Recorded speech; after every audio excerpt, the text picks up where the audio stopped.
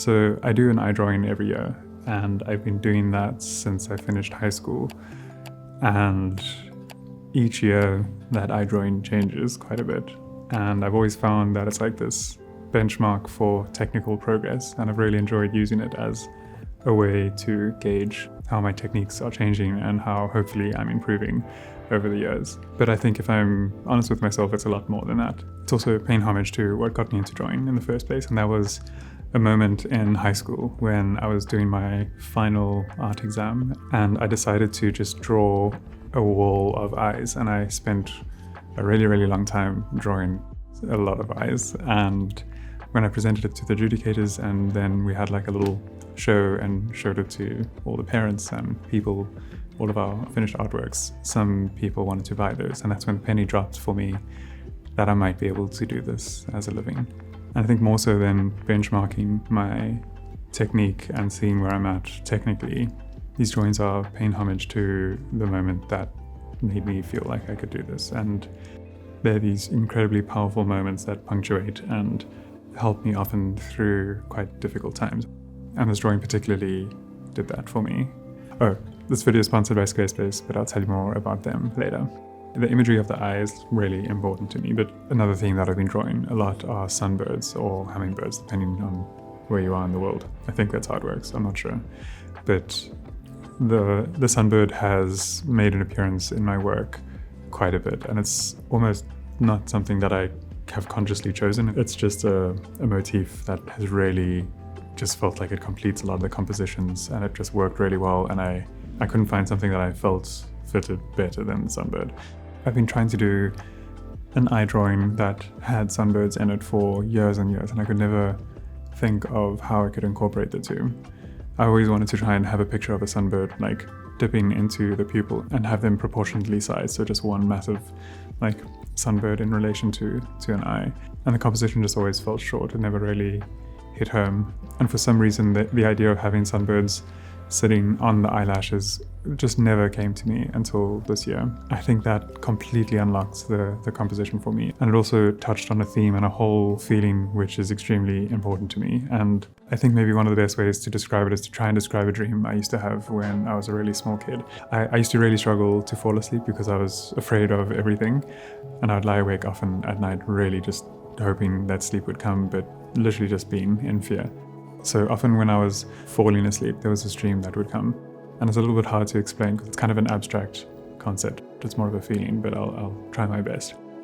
So the dream was this flat plane of particles, and if I shifted in my bed, or if I moved, or if a thought came into my mind, or if fear started to enter my mind, then the particles would just get really disrupted. So I had this sense of calm when the particles were flat, and they were just so impossibly perfectly flat.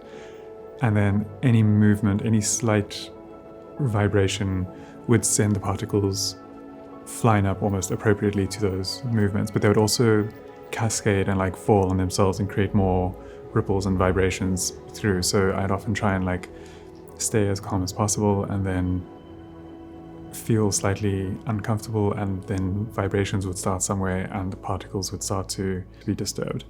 And I was always trying to just keep them as flat and quiet as possible. So the reason I'm talking about this is that I get the same feeling when I look at this drawing. When I think of the sunbirds resting on eyelashes, it represents this ultimate state of calm. Our eyes are really difficult to control. They often blink or move very involuntary. And so to stay still enough and let these sunbirds slowly come and rest in your eyelashes feels like this epitome of a calm state.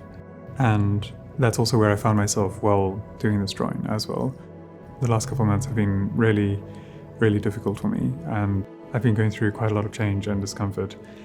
And the one thing that has been a place of solitude and solace has been this drawing. I've come back to this drawing table and I felt so proud of how it's been going, and it's really interesting as well because I needed this work to be finished, and it came at a time where things have been really tumultuous and I've been really struggling quite a bit. I've not really felt like myself, and it's provided this lightness which I'm so grateful for. So I'm in a huge amount of gratitude for this artwork as well, which feels a bit strange to say, but treating the artwork as like a separate entity, but it's definitely been an escape for me and some or other healing force for me that's allowed me to, I don't know, it's rescued me in a way. I don't really know how to articulate that. So yeah, I thought I'd just share some of the moments that I've been feeling that make this work really special to me. I hope you enjoy a little bit or can take away from that story. Before in this video, I just want to give a quick shout out to this video sponsor, Squarespace. I've been working with them for a couple of years now, and they've played a huge role in my career. Not only in sponsoring these videos and helping me maintain this channel, but early on in my career, I didn't have time to learn HTML and to try and build a website that never broke and was always kind of up to date, and it's really, really hard to do that, and trying to find a way to showcase your work and make it easy for clients to find you and get in touch with you. I just felt that Squarespace did that effortlessly. I never had to patch or upgrade anything. I could register a domain with them and set up an online store, and most importantly, I could design a portfolio and show my work the way that I wanted to.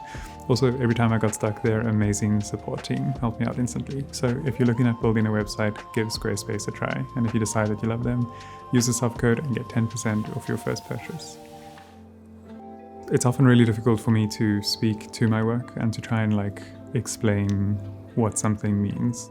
Sometimes it's easier to look back at a piece after a few years, and then the meaning of the work makes a lot more sense, or I can more accurately like put words to what it means, but often I don't know what it means when I'm creating it. It's more just I know how I felt, and I think that holds true for this one. So yeah, every step of this piece has been a form of therapy for me and some kind of catharsis, including trying to make this video and to talk about it. So I hope you enjoy it. So if you found it interesting, or if it's inspired you to pick up a pencil and draw, that's best case scenario. But yeah, if you enjoyed this video, leave a like. It helps the channel out in a huge way. If you're interested in seeing more videos, remember to subscribe. Also helps us out in a huge way. As always, thanks for the support, and I'll see you guys in the next one. Bye.